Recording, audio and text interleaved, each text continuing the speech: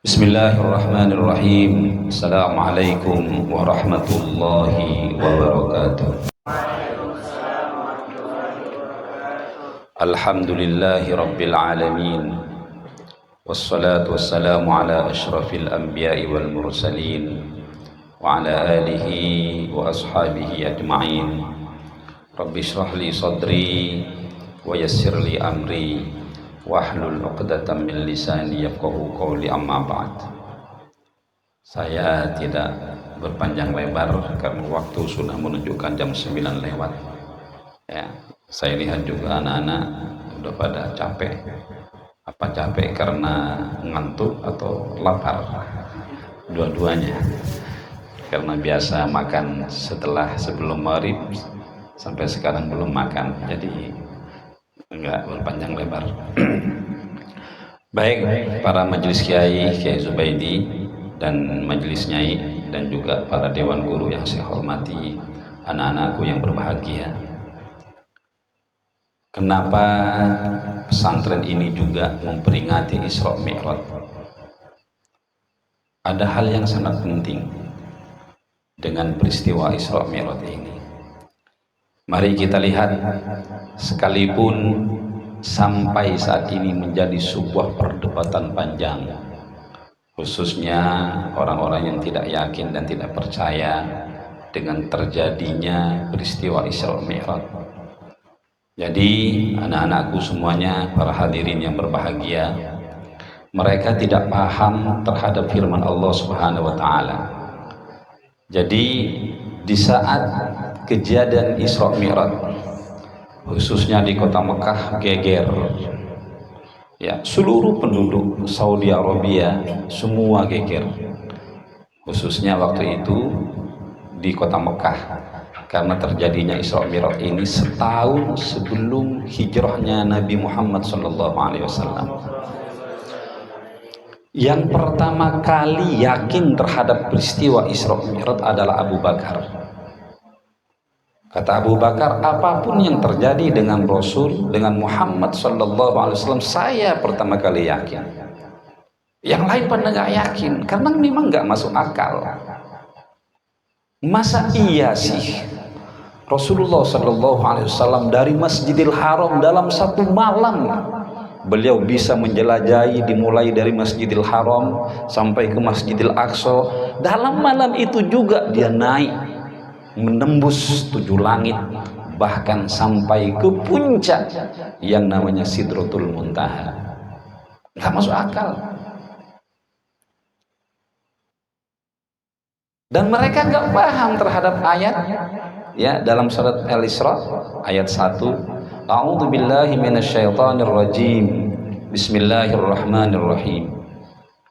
Subhanalladzi asra bi'abdihi lailan minal masjidil haram ilal masjidil aqsa. Ya, ini luar biasa. Jadi coba lihat anak-anakku, setiap awal ayat atau awal surat di dalam Al-Quran dimanapun juga ada kata-kata subhana. Lihat ini ya, coba nanti kalau kalian mengaji, di mana awal ayat atau awal surat dimulai dibuka dengan kata-kata subhana, maha suci Allah.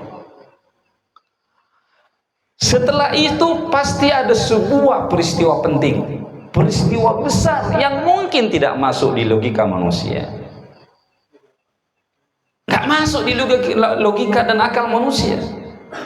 Coba, maha suci Allah, Subhanalladzi asra bi'abdihi, yang menjalankan hambanya. Jadi Rasulullah itu terjadi Isra Mi'raj bukan kemauan Rasul, bukan kehendak Rasul, tapi kehendak siapa? Allah. Nggak ada yang mustahil bagi Allah. Kalau Rasulullah dalam satu malam dari Masjidil Haram, Masjidil Aqsa naik tembus ke langit 7 sampai ke Sidratul Muntaha, tidak mustahil. Karena itu bukan kehendak Rasul, tapi kehendak siapa? Kehendak Allah. Maka ada kata asra. Yang menjalankan Rasul itu bukan Muhammad yang berjalan, tapi yang menjalankan adalah Allah. Sama dengan gini. Nah, coba. Ada seekor semut kecil. Semut itu asalnya dari pesantren Tadabbur Al-Quran. Banyak semut kan, sekecil aja. Dalam satu hari, semut kecil yang berasal dari pesantren Tadabbur Al-Quran nyampe ke Mekah. Yakin nggak? Percaya nggak? Kenapa percaya? Hah? Karena ada Allah. Oke. Jadi mungkin ya semut yang kecil tadi dalam 12 jam nyampe di Mekah. Sesampainya di Mekah bertemu dengan semut yang ada di Mekah. Hei, ini ada semut asing. Ditanya, lo dari mana? Aku dari pesantren Tadabbur Al-Quran. Terus kok bisa nyampe di Mekah? Anda dari pesantren Tadabbur Al-Quran jauh banget itu. Jauh sekali. Kok bisa sampai di Mekah? Bertanya lagi semut yang ada di Mekah. Berapa jam perjalanan? Hanya 10 jam. Gila kamu. Nggak mungkin itu. Padahal semut itu di saat Kiai mengambil topi, dia meningkreng di topinya Kiai. Di saat saya mau berangkat ke Mekah. Sesampainya saya di Mekah, saya taruh topi, semut itu jatuh. Ketemu dengan semut yang ada di Mekah di Hotel Zamzam. Nggak mungkin percaya itu semut yang ada di Mekah. Padahal semut itu bukan berjalan sendiri, numpang sama Kiai. Masuk akal nggak? Masuk akal nggak? Masuk akal. Karena semut ini nggak jalan sendiri, tapi dia nempel di topi Kiai. Sesampainya di Mekah, Kiai lepas itu topi, dia jatuh ke lantai, ketemu dengan semut yang ada di Mekah. Kata si semut yang di Mekah, wah kamu gila, anta majnun, kamu gila. Maka terjadi di saat Isra, orang-orang Mekah bilang, Muhammad majnun, Muhammad sakran, itu Muhammad mabuk, Muhammad itu gila. Karena memang gak masuk akal. Masa iya dari Masjidil Haram ke Masjidil Aqsa naik ke Sidratul Muntaha hanya lailan dalam satu malam? Enggak masuk akal. Tapi bagi Allah tidak ada yang tidak bisa. Maka dalam ayat Al-Isra, dalam surat Al-Isra dimulai dengan Subhana, Maha Suci Allah. Enggak ada yang mustahil bagi Allah, enggak ada yang tidak bisa bagi Allah. Kalau Allah mau, jangankan satu malam, satu detik bisa membuat Muhammad dari Masjidil Haram, Masjidil Aqsa sampai ke Sidratul Muntaha. Sampai saat ini jadi perdebatan. Tapi kalau kita sebagai yang beriman, yakin saja karena Allah Maha Kuasa. Untuk apa? Linuriyahu min ayatina. Jadi Allah memperjalankan Rasulullah Sallallahu Alaihi Wasallam dalam satu malam dimulai dari Masjidil Haram. Anak-anakku, kalau dari Masjidil Haram ke Masjidil Aqsa itu perjalanan pesawat ya sekitar 3-4 jam. Ya, 3-4 jam. Kemudian dari Masjidil Aqsa Rasulullah naik ke atas itu luar biasa. Ya, sebabnya bukan Rasul yang naik, Allah yang memperjalankan. Dengan apa? Dengan mengendarai seekor hewan yang Allah datangkan dari surga yang namanya buraq. Hewan buraq itu dalam sejarah lebih besar dari binatang khimar, kemudian lebih kecil dari bagal. Bagal itu kayak kuda, tapi badannya kekar. Rasulullah naik buraq. Jadi luar biasa. Ini peristiwa Isra. Ya, peristiwa Isra. Kemudian yang paling penting apa? Kenapa Allah naik ke Sidratul Muntaha dan berjumpa dengan Allah di saat sampai di langit yang ketujuh? Kata malaikat Jibril, Muhammad, aku sudah tidak mampu lagi mengantarkan kamu naik menghadap Allah. Ini Rasulullah luar biasa. Ya, malaikat Jibril nggak bisa itu. Malaikat Jibril hanya mengantarkan Rasulullah SAW sampai langit yang ketujuh. Setelah itu nggak mampu lagi. Muhammad, aku tak bisa lagi. Akhirnya Rasulullah SAW dengan seorang diri dia naik ke Sidratul Muntaha, bertemu dengan Allah Subhanahu Wa Taala. Luar biasa. Jadi tidak lagi diantar oleh malaikat Jibril. Malaikat Jibril hanya mengantarkan dari Masjidil Haram ke ke Masjidil Aqsa, Masjidil Aqsa ke Sidratul naik ke langit ketujuh, kemudian sampai di langit ketujuh malaikat Jibril juga enggak mampu mengantarkan Rasulullah SAW. Udah Muhammad, ini sudah urusanmu, aku enggak mampu naik ke atas. Rasulullah naik ke atas, sampailah yang namanya Sidratul Muntaha. Disitulah arasnya Allah Subhanahu Wa Taala. Dan Rasul bertatap muka. Bisa dibayangkan dalam sejarah hanya dihalangi oleh sebuah hijab atau sitar. Jadi Rasulullah juga tidak mampu juga menghadap Allah, melihat Allah secara langsung. Ya. Jadi tapi Rasulullah berhadapan langsung dengan Allah dengan melalui satu hijab. Kemudian apa di sana yang terjadi? Di sanalah Rasulullah SAW mendapat sebuah perintah yang luar biasa yang namanya perintah sholat. Jadi perintah sholat ini sangat luar biasa. Perintah sholat tidak melalui malaikat Jibril. Kalau semua perintah-perintah dalam Islam, zakat, haji, puasa, semua melalui malaikat Jibril. Tapi yang satu yang namanya sholat ini tidak melalui siapa-siapa, langsung B2B, langsung wajhan biwajhin, tatap muka Rasulullah SAW bersama Allah Subhanahu Wa Taala. Perintah apa yang diterima? Sholat. Hebat, luar biasa ini sholat. Pertama kali Rasulullah SAW mendapat perintah sholat 50 kali dalam sehari semalam. Bisa dibayangkan? 50 kali. Kuat nggak kalian? Nggak ada yang kuat. Kalau seandainya 50 kali itu nggak ditawar. Tapi setelah mendapat perintah sholat 50 kali, Rasulullah turun ke langit. Di langit Rasulullah bertemu dengan Nabi Musa. Apa kata Nabi Musa? Hai Muhammad, apa perintah apa yang diberikan Allah kepadamu? Kata Rasul, wahai Musa, aku mendapat perintah sholat. Berapa kali kata Nabi Musa? 50 kali ya Musa. Wah Muhammad, jangankan umatmu yang kecil-kecil, umatku saja yang gede-gede itu, yang umurnya ratusan tahun tidak akan mampu melakukan sholat 50 kali. Udah Muhammad, jangan turun dulu kau ke bumi, naik lagi ke atas, minta tawar kepada Allah. Tawar Muhammad, nggak mungkin mampu umatmu. Jangankan 50 kali kata Musa, 5 kali aja sehari banyak orang nggak sholat Muhammad. Ayo naik. Akhirnya Rasulullah naik ke atas. Naik, nawar. Dari 50 berkali-kali turun lagi. Suruh tawar lagi dengan Nabi Musa. Dalam sejarah hampir 7 kali Rasulullah mundar-mandir kepada Allah Subhanahu Wa Taala, hanya nawar sholat. Akhirnya terakhir 5 kali dalam sehari. Kata Musa, Muhammad, nggak bisa kau nawar lagi. Kalau bisa 2 kali, tawar lagi. Kata Rasul, ya Musa, aku sudah malu kepada Allah.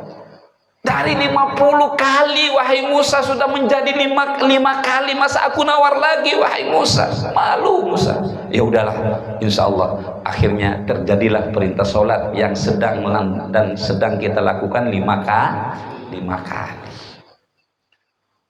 Jadi kesimpulannya, sholat, perintah sholat, amalia sholat, tidak ada sejarah untuk ditinggalkan. Saking pentingnya sholat, Rasulullah menerima perintah sholat langsung dari Allah Subhanahu Wa Taala.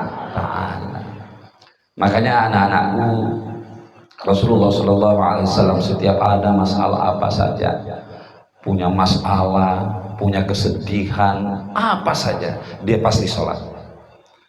Makanya ada sebuah kata-kata, arihni bis sholati ya Bilal, bahagiakan saya wahai Bilal, senangkan hati saya wahai Bilal, teduhkan hati, pikiran dan jiwa saya Bilal dengan sholat. Nggak kayak orang sekarang ingin cari hiburan di ke puncak, akhirnya macet ke puncak 5-6 jam, banyak orang mati gara-gara stres karena salah mencari kebahagiaan, ketenangan. Bukan ke puncak, bukan ke Bali, bukan ke Singapura, bukan ke Eropa, tapi carilah kebahagiaan, ketenangan dan kesenangan itu di dalam sholat. Kamu pusing-pusing kok nggak cepat hafal, ya Allah, sholat. Di rumah ada masalah, ya Allah kok saya nggak dikirim oleh engkau udah 2 bulan, sholat. Semua akan terjawab dalam sholat. Maka kata Rasul, arihni bis sholat ya Bilal, bahagiakan saya wahai Bilal, tenangkan hati saya wahai Bilal dengan sholat. Ya, paham ya? Inilah sejarah Isra. Panjang banyak, kalau nggak kemalaman banyak cerita itu Isra itu. Di tengah perjalanan Rasulullah banyak bertemu dengan peristiwa penting dalam Isra, macam-macam, panjang ceritanya. Itulah kesimpulannya dari sejarah pada Isra Mi'raj. Mudah-mudahan sekalipun sebentar, karena saya tahu kalian lapar, ngantuk, udah hampir jam 9:30, kasihan juga ya. Jadi kalau mengadakan Isra Mi'raj lagi jangan malam, kalau bisa pagi. Nanti Ustaz kita ngadakan pagi, kalau bisa semua orang tuanya kita undang untuk hadir, insya Allah tahun depan ya. Baik, ini saja ya, ini saja. Mudah-mudahan yang sedikit pendek padat ini memberikan motivasi bagi kita semuanya untuk lebih rajin dalam melaksanakan sholat, baik itu sholat yang wajib atau sholat yang sunnah. Baik, terima kasih. Kita tutup dengan doa. Ila hadratin Nabiyil Mustafa Muhammadin sallallahu alaihi wasallam wa ala alihi wa ashabihi wa dhurriyyatihi wa ahli baitihi ajma'in. Al-Fatihah. Alhamdulillahi rabbil alamin arrahmanir rahim maliki yaumiddin iyyaka na'budu wa iyyaka nasta'in ihdinas siratal mustaqim siratal ladzina an'amta 'alaihim ghairil maghdubi 'alaihim waladdallin. وخصوصا يوم إلى آبائنا وأمهاتنا وأجدادنا ومشايخنا وأساتذتنا ولمعهدنا. الفاتحة.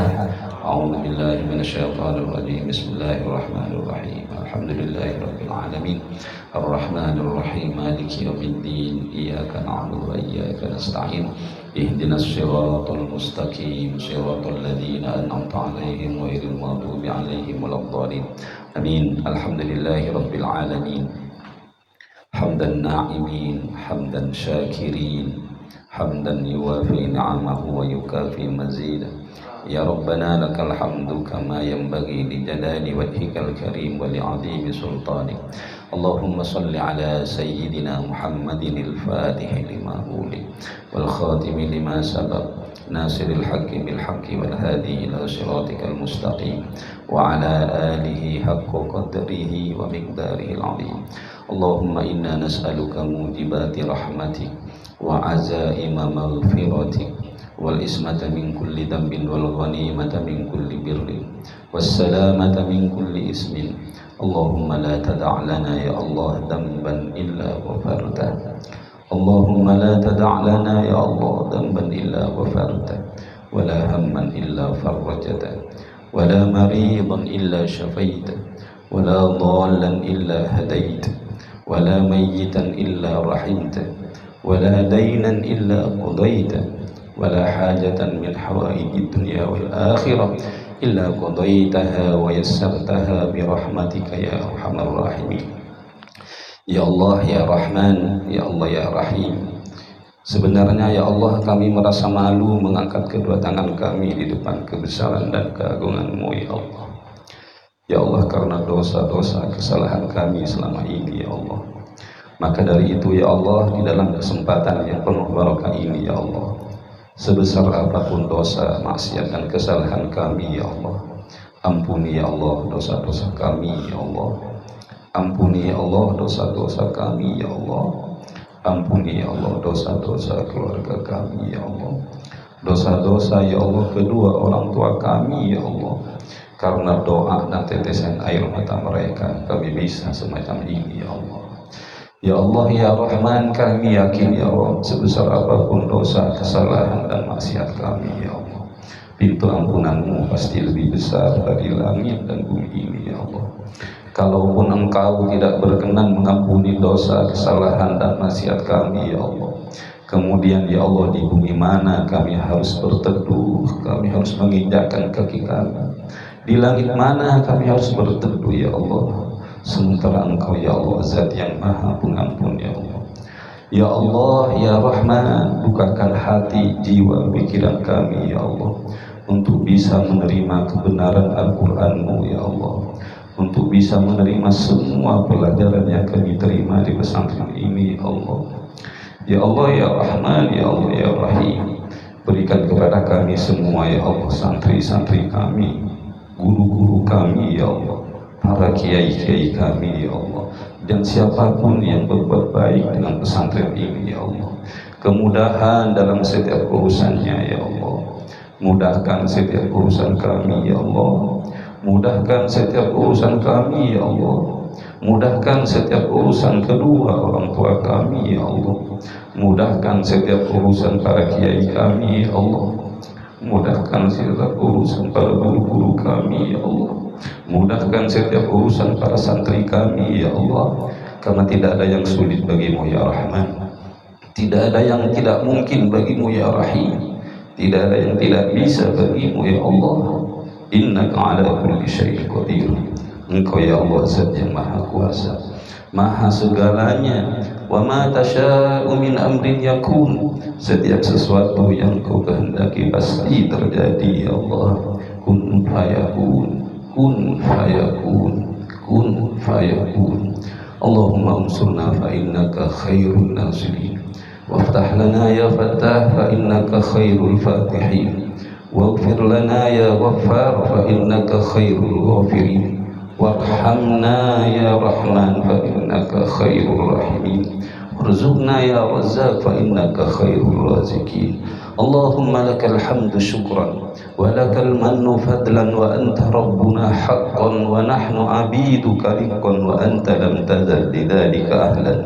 اللهم يا ميسر كل عسير، ويا جابر كل كسير، ويا مغني كل فقير، ويا دافع كل حكير، ويا مقوي كل ضعيف، ويا مأمن كل خائف، ويا صاحب كل فريد، يسر يا الله علينا كل عسير، يسر يا الله علينا كل عسير، يسر يا الله علينا كل عسير، فتيسير العسير عليك يسير.